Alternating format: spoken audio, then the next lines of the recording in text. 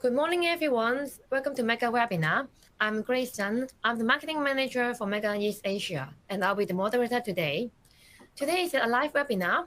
You're automatically muted to prevent any background noises. During the webinar, if you have any questions, please type into the question box, which you can see on the left of your screen. We'll answer questions in the Q&A session. At the end of the webinar, please have a fill survey, which you can see on the right-hand side. We'll be sending the presentation materials to those completed the survey. And you'll be able to download an attendance certificate after you have finished the webinar and completed the survey. The recording of this webinar will be sent to you in 2 days' time after the webinar. So today our topic is case study on testing electromechanical relay using SVERKER900. Our presenter today is Bernardo Apuya, who is our East Asia Technical Support Group application engineer. Next slide, please.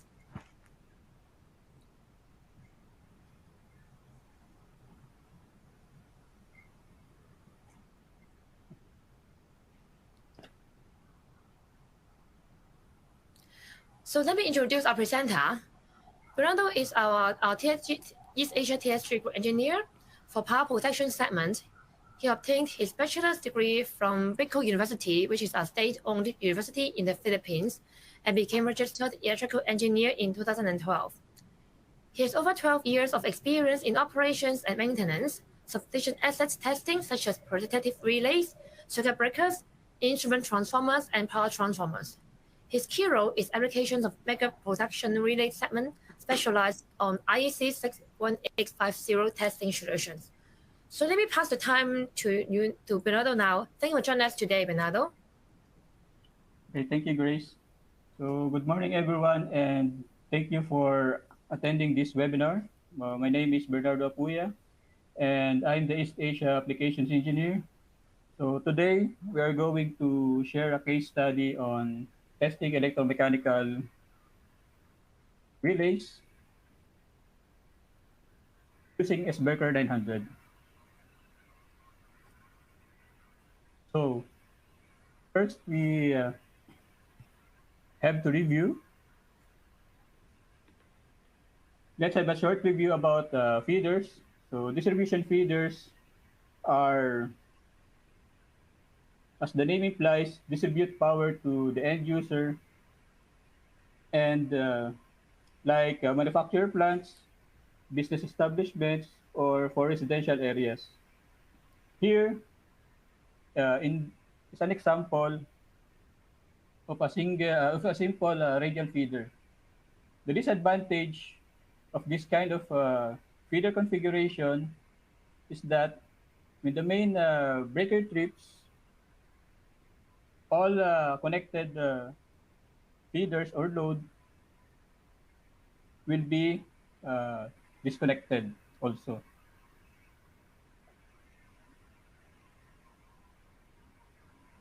So this is another type of radial feeder configuration which solves the issue of losing the power to connected feeders that are not affected by fault. In normal condition, the tie circuit breaker is in open condition here. So let's say this is substation A and this is substation B. A tie circuit breaker is installed in between the substation A and substation B if, for example, the main breaker trips here, for example, in substation A, the breaker trips here, this tie breaker will close and will and the load will be transferred to substation B. So this solves the previous disadvantage of the other radial feeder configuration. So next is the parallel feeder. Is another type of configuration for feeder distribution. So distribution utilities with customers that heavily relies on power utilities for their operations may have this kind of setup.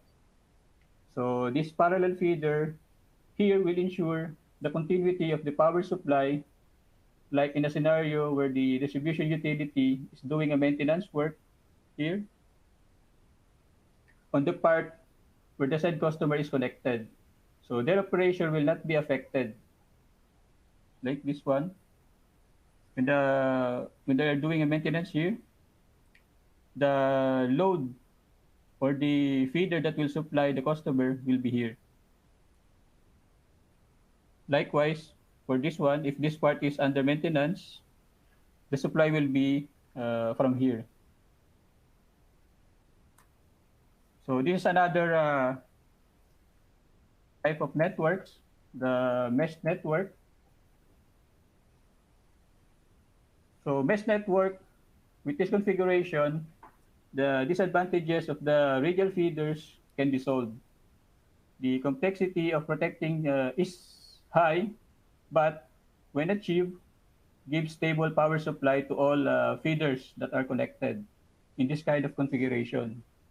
So this is common in areas where many business operations are located, and in general, is also heavily populated. So the demand of stable power supply is expected.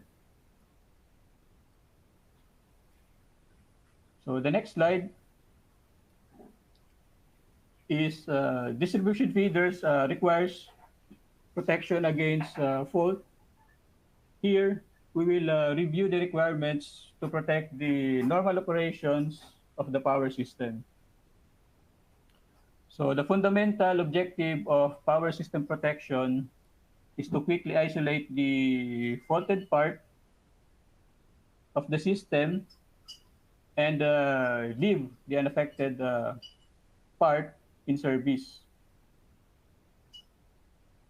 To meet this objective, the power system protection requires reliability, but reliability has two aspects.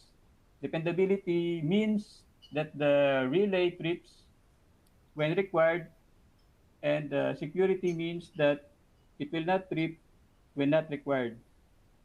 So dependability and security in protection system design depends on the background and field experience of designers. So selectivity, also known as relay coordination, is the ability of protection system to clear the fault in the shortest time with least disconnection of system components. So protection coordination suggests that primary protection clears the fault and the backup protection will operate when primary protection fails. So this is also referring to the process where the protection engineers calculate the relay settings. So speed of operation of a protection system is desirable to preserve system stability, equipment damage, and improve power quality. So relaying system operation time includes relay and breaker time. The term instantaneous, so this is which commonly used for zero time or high-speed operation, refers to protective relays that operate in 50 milliseconds. So normally we measure this kind of time in cycles. So 50 milliseconds is like 3 cycles or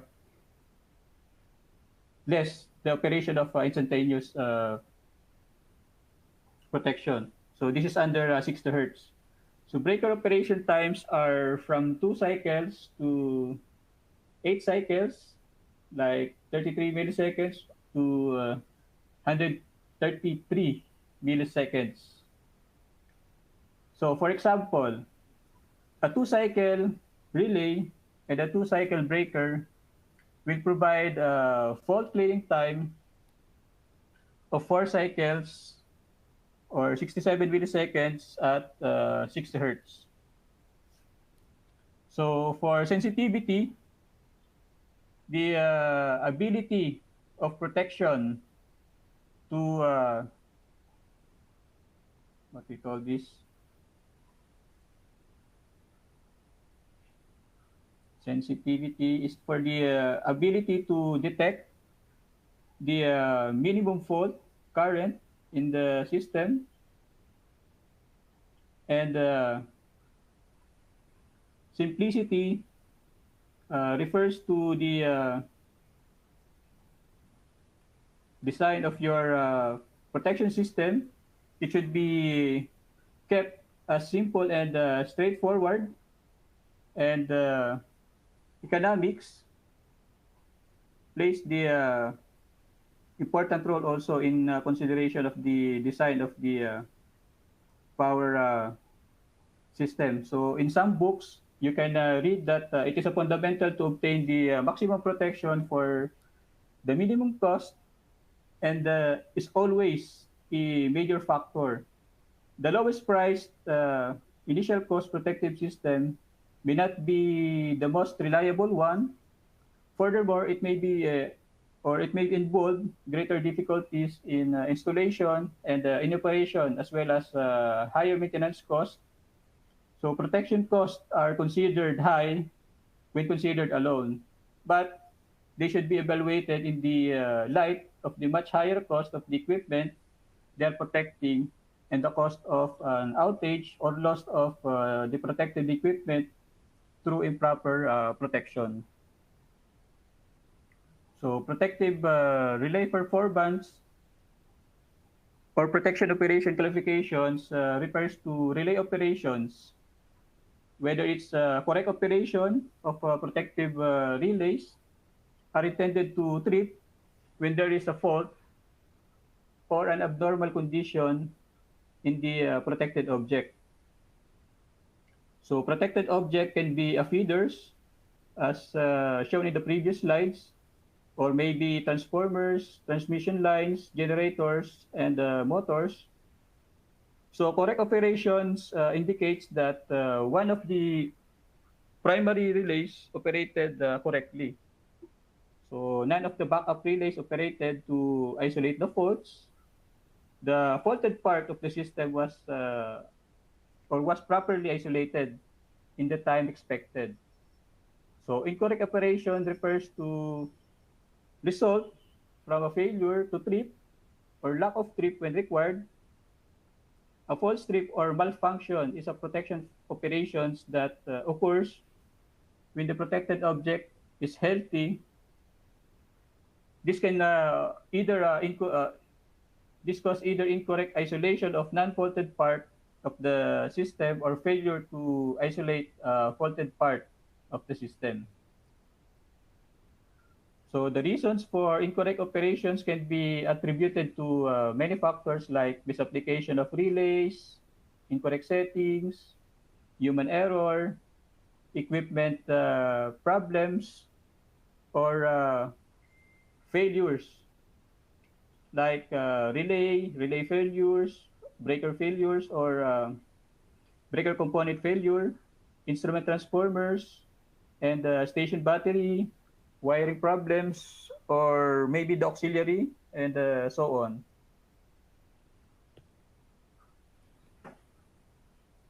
So protective devices.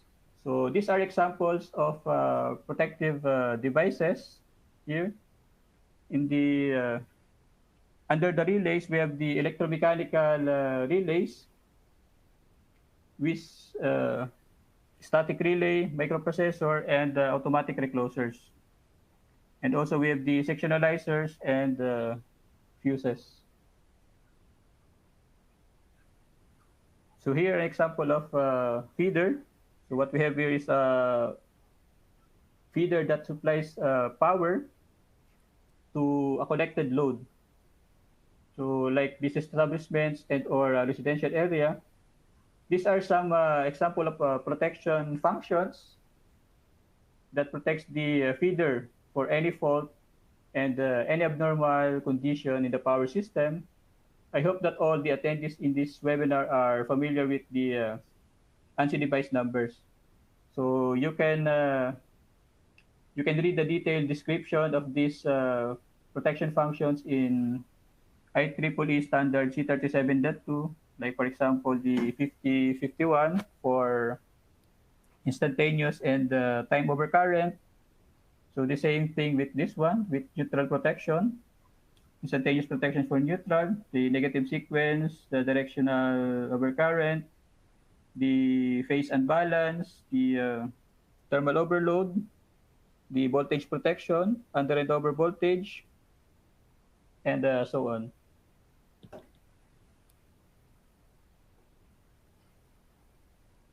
So now, we'll review the basic concept of overcurrent protection.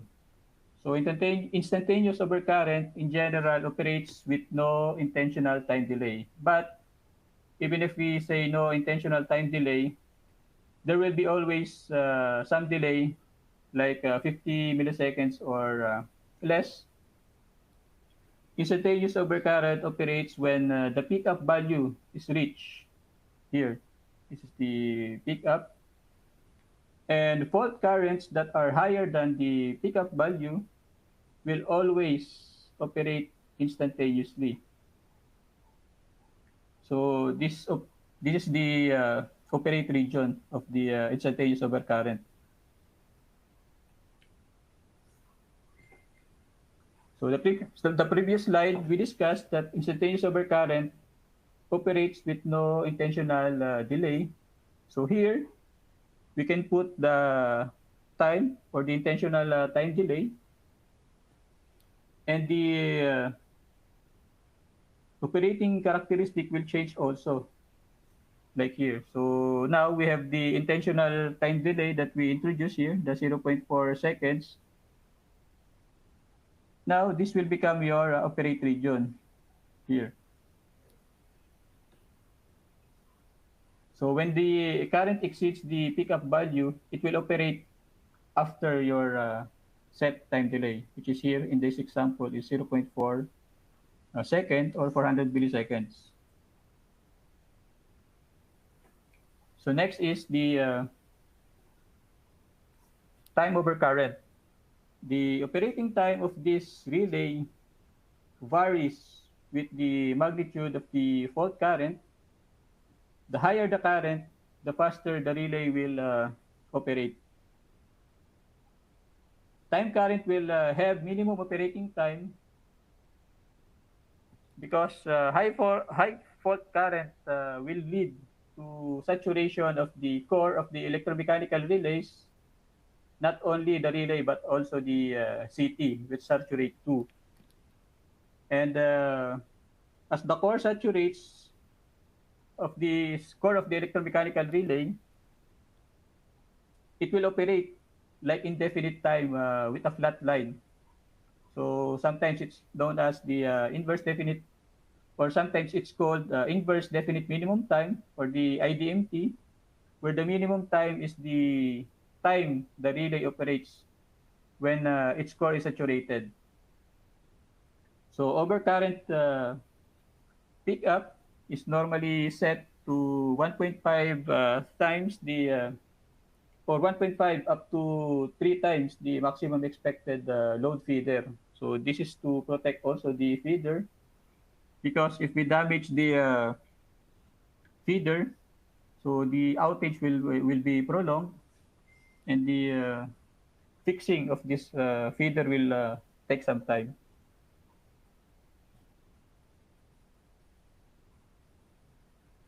So here is the equation for is IEEE time current characteristic, or the IEEE standard. So different standards define equations for the 51 element time current curves. So this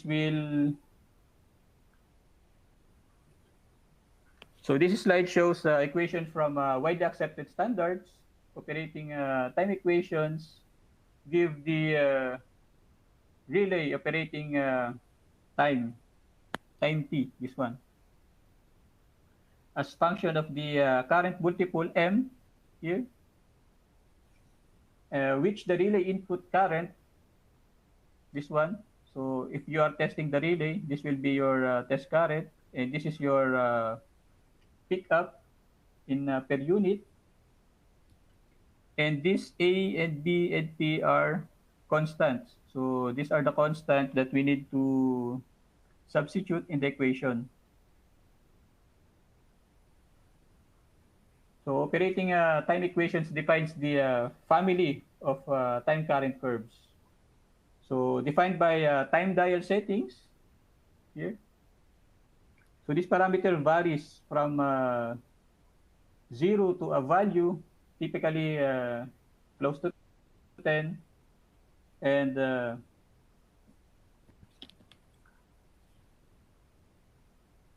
we have the IEC time current characteristic,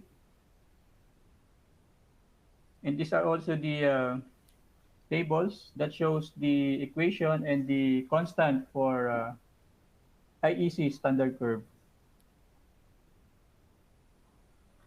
So now, the challenges of the customers who still have the electromechanical relays installed in their substation is how would they know the relay is still working? The next is what equipment can be used to check whether if it is working or not? And how would they evaluate the condition of the relay? So this is a case study where one of our customer in the Philippines used our equipment to test their existing electromechanical relays and assess if it is still in good condition. So now we will apply the basic concept that we learned in the previous slide to assess the condition of the electromechanical relays or the relay. So this is the typical induction disk overcurrent. We have the time dial settings here, and we have the spring, and we have the moving contact along with this disk. We have the main coils here, and we have the permanent magnet and the disk that rotates, and the main core. So what equipment can be used? So during our testing, we use this one, the Megger SVERKER900. It can be used to test the electromechanical relays. So this is a typical characteristic of the relays. For electromechanical relay, it is highly inductive. And for static relays, they have the characteristic of high resistive. And for numerical relays, low resistive. And self-powered relays often operates at low current with nonlinear. So it can also be used for wide range current and voltage injection with very high and very low amplitude. So Megger solution. So we have this test instrument. When you open the, or when you turn on the equipment, it is the default display of the SVERKER900. So in this instrumentation tools, or in this tool, we can use it to do a timing test. So we can also use it for manual determination of pickup and drop off, like general set, inject, measure, and adjust. So we will use the multiple timing test here. So this is our wiring connections. First, we need to find the terminal connection for the output contact of the relay, and we will connect it to the SVERKER binary input. The next is we need to find the current input of the relay and connect it to SVERKER900 current output here. So the customer relay is type CO8 electromechanical relay. So it is a US inverse curve. And this is this SVERKER multiple timing test. So it is available in the main instrument. So the change is generated values with keypad or control dial, this knob. And you can inject by pressing the dial. So possible to set maximum injection time also. And the results is presented in a table and graph. So,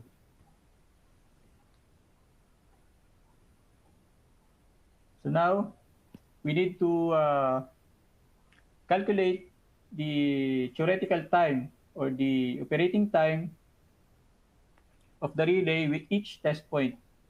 So we will use the relay settings such as the top current settings, time dial, and the type of curve that the electromechanical relay is designed for. The customer relay is a type CO for US inverse time. So we need to use the equation for this type of curve.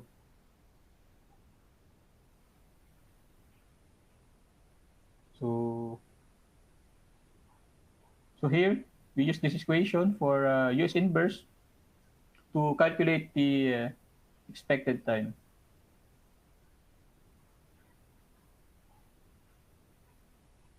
So in this slide, we will define the criteria to assess the condition of the electromechanical relay.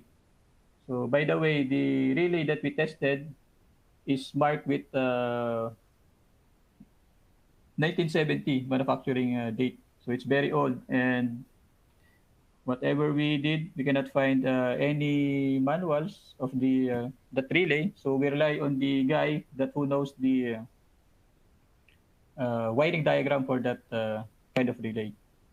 So we also assume 5% error for current, which is typical for protection transformer, like for instrument transformer or the current transformer errors, like 1% up to 5%. So we assume that we have this inaccuracy for the current.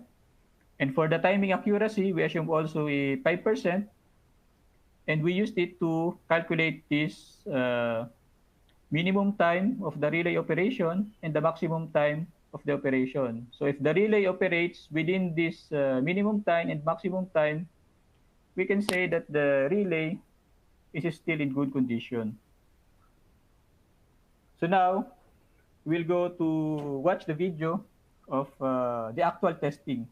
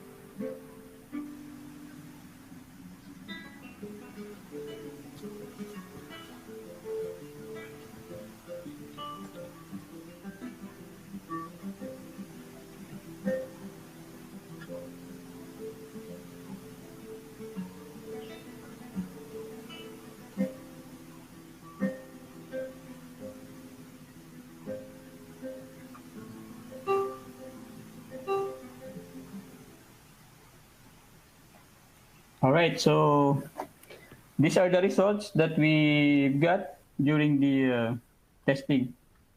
So the measured time for test point 1, we injected the 8 amperes and we got this value, 6.209 seconds. And we have the 12 ampere test current. This is the expected time, 2.679 seconds. And we measured 2.616 seconds. And for test point 3, we have the 14 ampere test current. And this is your expected time here, 2.056 seconds. And this is the measured time. And for the last one, we have the 16 ampere test point, which is 1.67.2 seconds. So the expected time. And we measured the time of 1.616 seconds.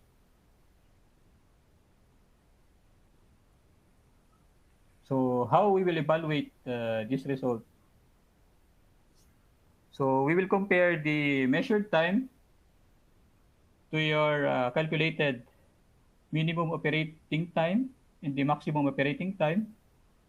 If the relay still operates within this time, so the relay still operates within allowable limits, we can say. So the relay is still in good condition.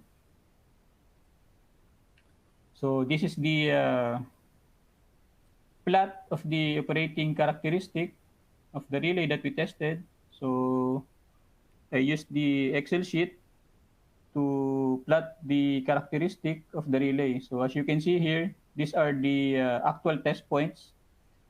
And this broken line here is your minimum and your maximum time.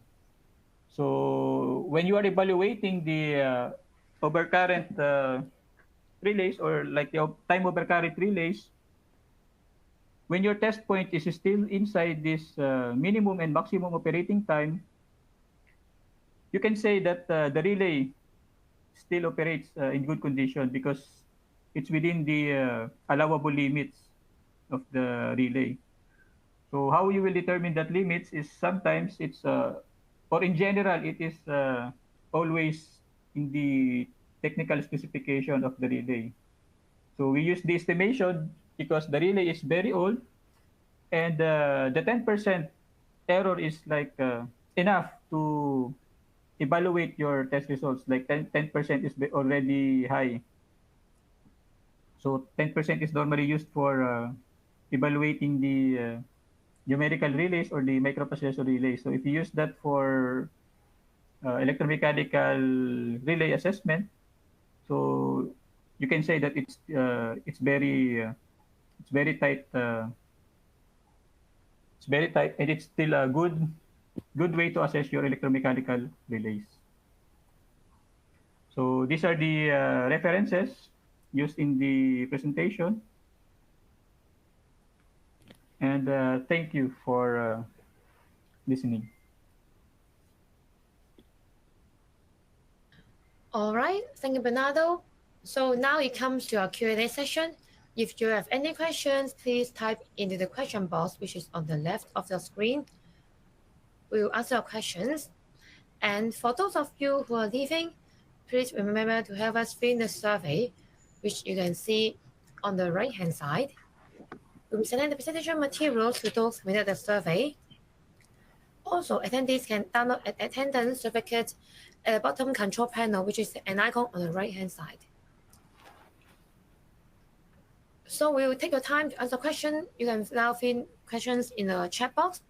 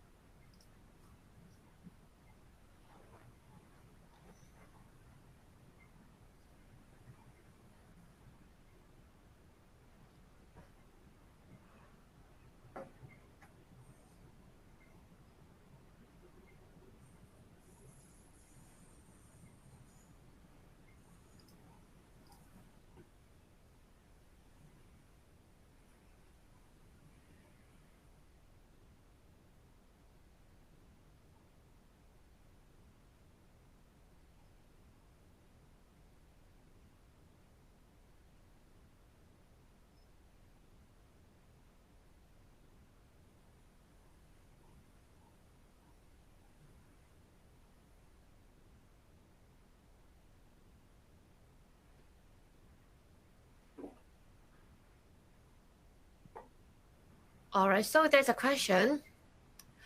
How is this electromechanical relay differ from numerical, and what is the advantage of using SVERKER900 to test it? What is the difference? Yes. What's the difference between the electromechanical relay from the numerical, and also what is the advantage of using SVERKER900 to test it? So for numerical relays, normally the numerical relays use a separate power supply in order to the relay to function. For the electromechanical relays, it uses the current from the instrument transformer. So that is the main difference of the electromechanical relay from numerical relay. So the electromechanical relays converted the current from the current transformer to trip the relay. So while in the numerical relays, it needs a separate power supply to process the secondary current from the transformer. So it will convert the analog signals to digital signals in order to make a decision to make a trip or to operate the breaker or to send a signal trip to breaker. So the electromechanical relay, when you have a fault, it's very straightforward. So if you have a large magnitude of fault current, it will drive the electromechanical relay to trip the breaker. Yeah, so the advantage of SVERKER900, it is very capable of testing both relays, the electromechanical and numerical relays. As mentioned in the presentation, it's also applicable for testing the static relays, which is the second generation of protection relays. Yes.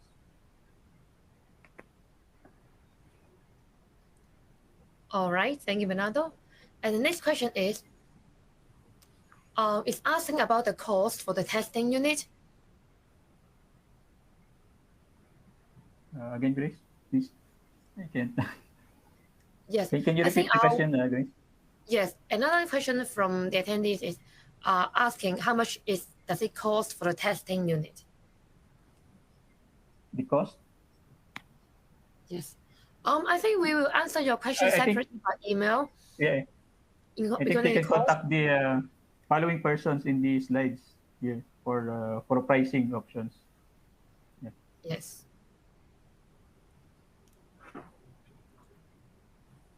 All right. I think we don't have any further questions. Just a reminder, we will have another webinar next Thursday, 14th of September. The topic is case study sharing on results of narrow band DFR of threads confirmed by IDEX 322. So it's on the power transformer application webinar. So if you're available, please go to our website www.megger.com/webinars to sign up for the webinar. You can also see our list of webinars from the coming months. And just a final reminder, please have us fill the survey, which is very important for improvement. And also don't forget to download the attendance certificate before you close webinar window. The recording link will be sent to you in 2 days' time by email. So thank you again for attending. Thank you, Bernardo, for your wonderful presentation.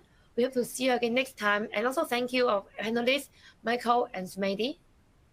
Thank you, everyone. Thank you, Grace. Thanks, Bye-bye. everyone. Bye-bye. Bye-bye. Bye-bye.